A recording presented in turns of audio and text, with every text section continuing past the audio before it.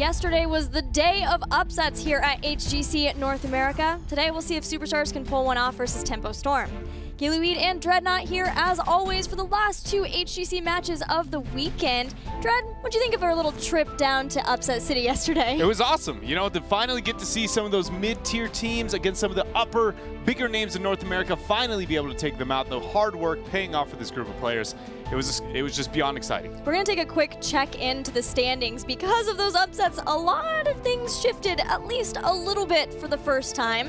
The big deal, Gale Force Esports, even though they did lose to No Tomorrow getting a huge victory, kind of like Team Freedom being able to take out Gale Force Esports in Part 1.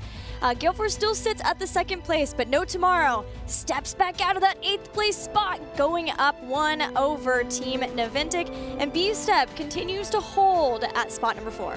Just, you know, conveniently placed middle of the pack for now, and really for that group of players, I think that's something, you know, it's comfortable to be there. You know, they aren't totally in Crucible range yet, but they you know, aren't sitting at the top, but I don't think they expected to be because, again, you know, they've been trying to find themselves recently. So yeah. I think that's a good place for B-Step. Yeah, they're taking their time and figuring things out, but yesterday seemed like a really important step for them to be able to do so. Winning in, again, game number 5. Both game number 5s on Sky Temple, but for B-Step being able to defeat Team 8, who everyone had eyes on, especially, you know, coming out of the Western Clash, but then having trouble versus Gale Force Esports and Tempo. Yeah, it's going to be exciting to see where this series that we have today is going to be headed, specifically our very first one with TS and Superstars, because I'm looking at how Tempo Storm is going to perform against Superstars. It's an expected, again, it should be a very dominant win for them, but do we see the success out of Week 1, Part 2 carry over to Week 2? Yeah, it would be great to see Tempo come out and have that same kind of dominance. And speaking of that match, let's check in with today's schedule. Starting off after HGC Korea, we had 2 very decisive series in Europe. 3-0, the expected victories for Team Dignitas and Team Liquid, but importantly, Team Liquid had a strong victory, their first one of Part 2. We'll be ending today with this very, very important match between Team Freedom and Team Naventic. You guys saw where they are placed in the standings. Both of them desperately want to win this match. But we start with Superstars versus Tempo Storm. We've talked a lot about the improvements of Superstars throughout Part 1, starting to see them ramp back up here now that Part 2 has started, but Tempo Storm has come out the gates and finally said, we're done with allowing ourselves to make the kind of mistakes that maybe aren't punished by other NA teams as much, but are punished when they go to global events. Yeah, and, you know, I like that. The fact that we see that from them. We saw a lot of preparation with the scrims out of them going up against Gale Force Esports for a long, you know, while during the break, and they came out a lot better of a team. A very dominant performance coming out from them, and that's all I hope to see here again against Superstars. Again, I mean, it's obvious that #1 seed versus sitting at that 6th place. I believe Superstars 5th place. Yeah, is expected for them to win, but the fashion in which they do so is going to really send a statement to their mindset and the growth they've made, even with the coach and the work that they're putting in as a group. Well, to hear more about this matchup, let's get some words from Srey and Cothan Luck. Heroes for like 2 or 3 months in between the break. Like I didn't play at all besides scrims, and we cut down on the amount of scrims that we played, and ironically it actually helped us a lot. We've had an issue with comms in the past where certain individuals wouldn't talk as much, or certain individuals didn't have as much comms as they needed, and that was due to a number of reasons. But now everyone has really solid comms, and everyone's really proactive and looking for opportunities to make things happen. Instead of reacting to Tempo Storm's game, we're just going to play our own game. We're feeling really good about any matchup right now in North America. We've been working on a large variety of styles, so we feel like we'll be ready for what anyone throws at us. I wouldn't consider Superstars to be a weaker team. Our preparation for them is going to be just as intense as it was for Team 8. I've actually been pretty impressed by the way that Superstars and Team Freedom have been playing the last couple weeks. With Superstars' victory over Freedom on the last weekend of HGC, there's a good chance Superstars is the 3rd or 4th strongest team in the HGC as it stands right now. So we know that we have to prepare very seriously for them. We can't take them any lighter than the other top teams. lot of respect from both the teams toward each other.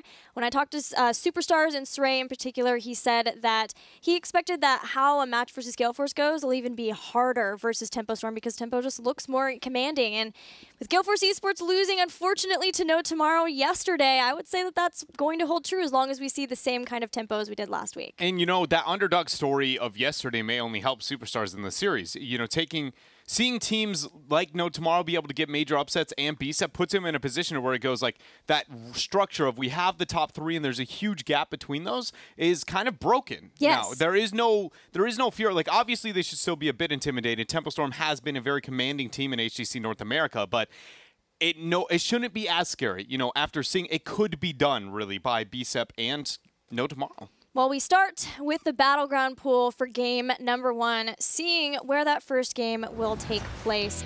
Tempo Storm has chosen Sky Temple, bans on Infernal Shrines and Cursed Hollow. It's been a while since Tempo has banned Shrines. I think they have done it before, but it's rare. Yeah, I think against like Team 8, for instance, was a team that they were willing to be able to ban out the Infernal Shrines. But yeah, the fact that Warhead was not focused on and we are going to Sky for number 1. Again, more changes in priority of maps for North American teams. Back to Sky Temple. After yesterday, I'm pretty pumped. There were so many crazy boss fights yesterday between the teams in the upsets. We got Arthas with Icy Talons and Rune Tap. That's probably my favorite of all of them. Yeah, that was an insane boss deal too, especially just because I was talking about how crazy the build can be in certain matchups, and then suddenly it was just like, I'm just going to casually manage to stay at 1% HP for 5 seconds, and I'll take this boss, thank you. And he didn't even die! It was just ridiculous. Everything about it, but here we go. We are ready for the draft in game number 1. Again, it's going to be the expected bans, you know, of the Zarya Tassadar removed. Zarya's been less prominent than Tassadar. Tassadar's pretty much been a must ban at the second team pick slot. Yeah, Superstars especially is more willing to switch things up at that first one, but in general, still we're banning Zarya, at least in game number 1. But that was versus Team Freedom. It's been a little while since then. They are considering whether they just want to start things off with a standard Zarya ban or if they want to switch things up. It is a battleground that a lot of teams have liked to have Zarya on, Triple Warrior, especially just in general. Yeah, it is a skirmish focused map, which makes the Zarya trio kind of builds any kind of skirmish enabler is really, really valuable on Sky Temple. So they're going to step away from it and instead go for the removal of one of the globals, now putting emphasis on a possible Dahaka first pick out of Superstars. Yeah, that's what they first pick versus Team Freedom. And globals have been somewhat prioritized, I mean, really by every single team, and to be able to control them on Sky Temple is just a nice start that they'd be able to do that. There it is, the standard first pick. So what do we see out of Tempo Storm? They have gone, much like Gale Force, into 2 different approaches and compositions, and that predictability we saw Gale Force crumble yesterday with that. So maybe Tempo Storm, are they, you know, a little bit more well-oiled of a machine? Some more variations into those compositions, but it's going to start out with the Malfurion and the Arthas. Versus No Tomorrow, Arthas was picked first by No Tomorrow, and then Tempo got Malf Muradin, so far sticking pretty true within that. And they ended up following up with Kael'thas at the very end, so we'll see if they want to go back down that chain, crowd control, ability usage, style that was really prevalent in 2 of the games versus No Tomorrow. Yeah, actually, now looking at it, Tempo Storm has had some of the higher priority of Arthas out of all the teams in North America, which I personally agree and really enjoy their, you know, priority of it, but you know, I didn't realize how prominent it is. It's almost every single game it sees a pick or ban by one of the teams before the secondary ban phase, and that is, it's not, they're the only team that's the case. The Fury effect. I'm telling you, he loves his Arthas, even though sometimes it's Caterpillar who ends up playing Arthas.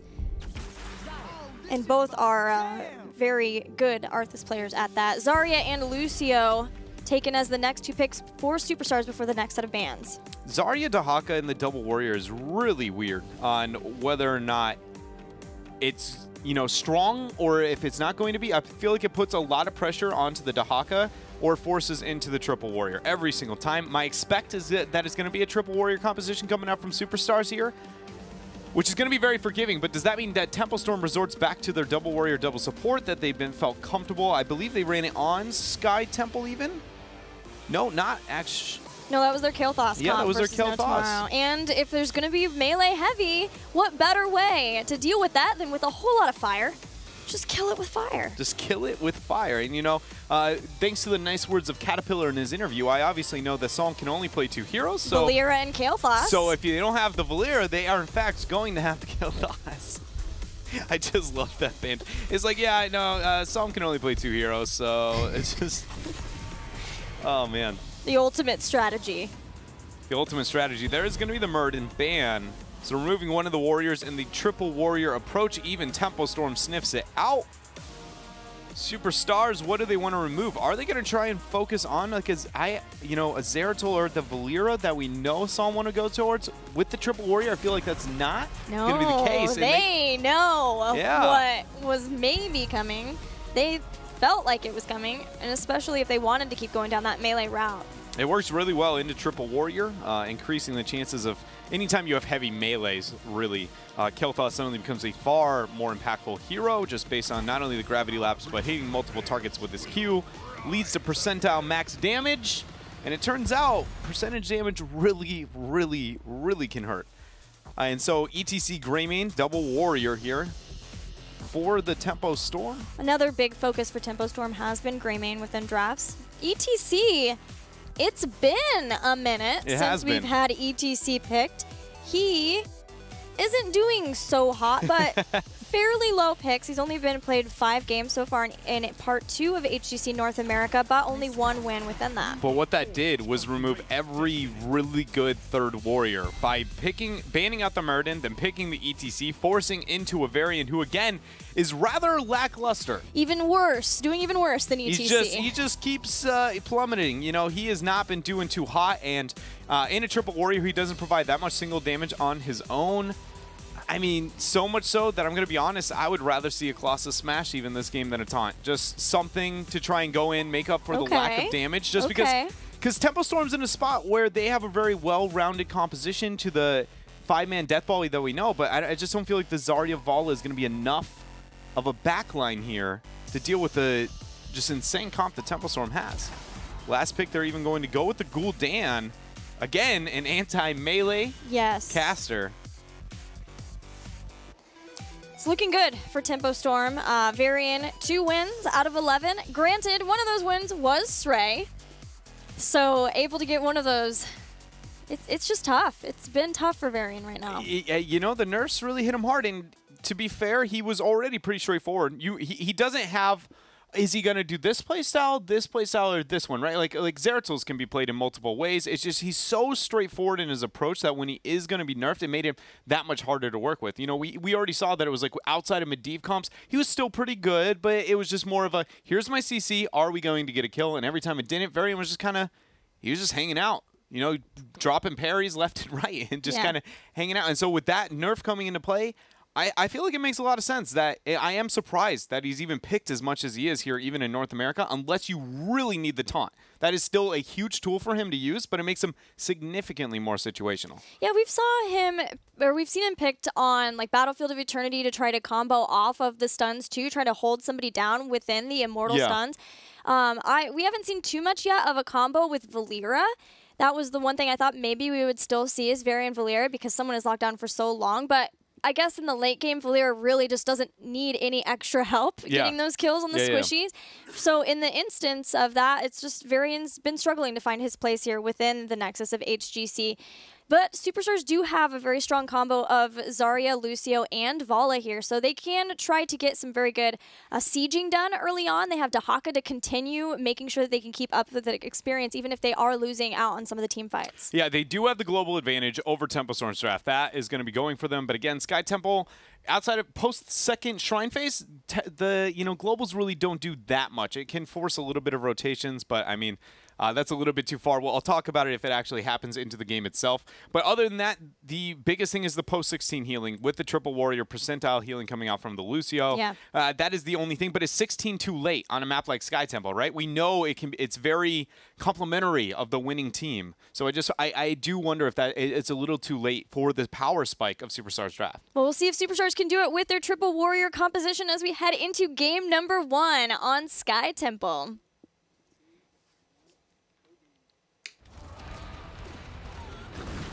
Here on the left-hand side is Tempo Storm, where June will be on the Malfurion. Fury is going to be on the ETC. Cawthon Luck playing the Gul'dan. Greymane is going to be played by Psalm, and Cattle Pillar is going to be on the Arthas. And their opponents, with a difficult weekend, it is Superstars. Iacona playing Lucio. Stray will be playing Varian. Faye playing Vala. Playing Dahaka will be Goku, and rounding out Hosty once again on his Zarya. So then, looking at the early skirmishes of the teams, I mean, I really got to give a lot of 1 through 9 to Tempo Storm. Superstars, I feel like, has to put a lot of focus on just chain CCing. 5-man death ball is met on bottom. Yeah, Superstars were hoping to get that early siege started with Zarya and Vala and Lucio that we see a lot. But in effect, leaving Zarya in the bottom for now and having a tri-lane in mid. They're going to tri-lane through mid rather than bottom. In Tempo Storm, you saw them sticking around. So this is just a heads-up play coming out from Superstars right now. You know, just knowing that it's most likely bottom is going to be the lane which you siege. The reasoning for that is just based on the fact that you have the vision that can control rotations between mid and top so well. That makes bottom the safest lane for teams to siege up on Sky Temple. But top lane is nice too if you can get the first tempo control the top one, and they take a lot of damage and deal a lot to these towers and the gate, then they could be looking at getting a 4 off of the first tempo phase. So understanding that they want to try to escalate getting into the later experience. Waiting for the late game, and that is going to complement Superstars. We talked about what their composition is able to do post-16. We've got our first Shrine phase coming up, though.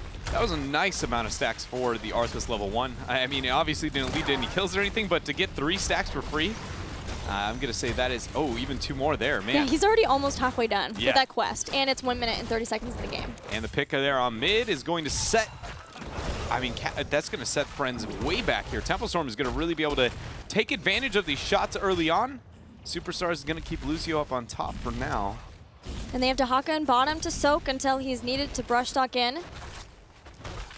Superstars got an earlier start on their tempo in the top lane, but it's not that much ahead, and nobody has moved into position, especially with getting a kill on Varian at the start of this tempo phase, moved into position to slow down the tower shots from Tempo Storm. So I'm not thinking that they'll be able to do anything to try to capitalize on the fact that they got started first, and in fact, Tempo Storm are slowing down Superstars from getting the rest of their shots, but Superstars did claim a 4. Yeah, and we do see the Varian has actually looked to try and punish those shots up on mid, engage onto the ETC. So the bursts on bottom, or excuse me, mid, at least will be going over to Superstars, but majority of the shots traded in favor of Tempo Storm, even almost managing to pick up that middle fort there. The reason the top 4 fell is obviously with the siege you were talking about up on top that Superstars initiated after, being matched in the bottom lane at level 1. So they do pull ahead in the structures, but only by a small amount. And with the sieging comp they have, it's really, if anything, more of a detriment that they didn't get more out of those first couple of shots. Tempo Storm picked ETC, and it is Sky Temple. They are versus Superstars. Do you think we're going to see Stage Dive or Mosh Pit for fights potentially around the boss and the temples? I feel like if they... Okay, so a lot of it's going to come down to if Tempo Storm has to gauge whether or not they think Dahaka's late and more mid-game pressure is going to be so severe that they absolutely need it. The composition on the side of Superstars is very, very CC focused, so it's going to be a little bit more difficult to get a Mosh Pit. I personally would like to still see the Mosh Pit into so many melees, even with all those amount of CCs. We have June on the side of Tempo Storms who can pre-cleanse the Mosh Pit and allow a couple of seconds for it to go off. I don't view the pressure that Dahaka is going to apply so detrimental that they can't move into the Mosh. A couple of interesting different talents too. Wizened Duelist, again, for Greymane. Saw that earlier in the EU games as well. did not work out so well for Synergy, but by the time they picked it, they were pretty far behind in the game, thanks to Hasuad's incredible Vikings play. And the Death Dealer build, so more of an auto attack focused build for Vala, which I think this is the first time we've seen gone down that route in part 2, although it did have a time when it was very popular. Yeah, and it's also a map situational thing too. It's more prominent on maps like Firaxis Holdout, and even we see some variation when it comes to Infernal Shrines. But it never really onto the Sky Temple, so it's more than a time difference. The map difference is something that I find that very, very curious. We'll try and keep track of that status as the game moves on, but Dahaka's got the Night Camp pushing out on top. Shots are going to be started here by Temple. There is the Burrow. They go in on Cawthon. He's just going to be able to drain it out. There is the pre-cleanse I was talking about, though, so Fury eating that up. Cattle is now chasing down with Faye retreating. She's not going to have the heals. Kona could not heal her up in time. Lots of poison damage, plus the Gildan cocktail is enough to get the kill. And another one. Make that a third. 3 kills for Tempo Storm at the start of this Temple phase. And with that 10, they are going to have free reign over the map for the next couple of seconds. They volunteer to move over towards the boss as Gul'dan will rid of that top Knights and then look to finishing off those shots. Tempo Storm, 4-0 in kills. Again, we put this as expected. Everything is going to plan right now for Tempo Storm here in this game. Just another day at the job for Tempo Storm. They get 10, they rotate in, get the boss first, then they can go for tower shots if they want. They can even push with this, given the fact that they have such an advantage with those heroic abilities. They can try to maximize any advantage that they have. The rest of the members of Superstar still stuck on bottom, trying to wait for that boss marching its way towards the keep. Going to lead to a free front wall on mid. Once again, Temple Storm showing the one positive difference between part 1 and part 2, and that is just forcing their advantage more efficiently and with less hesitation. Much like, you know, if you watch the games from Team 8 yesterday, I constantly was talking about how they have the idea of they're like, we should be getting this, but with their lack of just, kind of just going for it. They kind of were hanging out and was like, are you going to try and stop us? Because if not, we would really like this. Whereas Temple Storm goes, we're going to take this. And you're going to like it. Does it seem to you to be a difference of shot calling? Maybe the shot caller now is just like, we're going to do this, and everyone is fully on board, just committed to the shots, more trust within the team? It is a trust problem. Yeah. Whether or not it's on the shot caller is hard to gauge. You'd have to hear the comms itself from the team. But yeah, it comes down to a general consensus that the team understands if they all in commit to an objective and actually get it, that fight that they're afraid of is no longer scary. Because you're forcing the objective because you have the advantage. Then when you succeed at getting it, you've only furthered it and all the defensive tools are gone. So when it's at 25%, 5-manning, killing it, and then worrying about the fight is almost always going to be the safer choice, but it takes a lot of trust because every member has to focus. And if they don't, you all lose. Well, Cattle's been long renowned for his shot calling, so it's great to see that trust coming to fruition for Tempo Storm. Even in this series, they've got a more than a level lead. Superstar's trying to take this time where they aren't on the same talent tier to catch up in experience, sieging along with the Giants with Dahaka up in the top lane. ETC did take stage dive, so he can try to match that global now with Dahaka. Giant camp here for Temple Storm is going to be picked up. Everybody playing patient. Temple just waiting for that 13 power spike. And then went, I want to keep a lot of eyes onto the ETC into the Dahaka and keeping track of that. Now that we do know that it was stage dive was the choice. When he took it, he held it for a while, considering, and then the team started to siege mid, and he was sitting on the tempo bottom, so that's when he picked it. Okay. So it may even have been that he was just like, I'm just going to take this to be safe, and it may pay off right here, right now. Rain of Vengeance to buy time for Stray to get back. But Cattle is just chasing down Hosi there. The expulsion zone comes out, but he is going to get all the peel in the world. Sound barrier is used, and slowly but surely, Superstar is going to look to get out there. There's going to be a drag power slide onto Stray. Beautiful knockback. Twilight Dreams dropped, but it is protected. It is protected, but he was still silenced coming out of it. One more protection. And Varian killed just as he gets back to his base. Even worse is the fact that there is pressure when the lane sieging up on top. 2 shrines are now up for the teams to capture, and the Giants on bottom.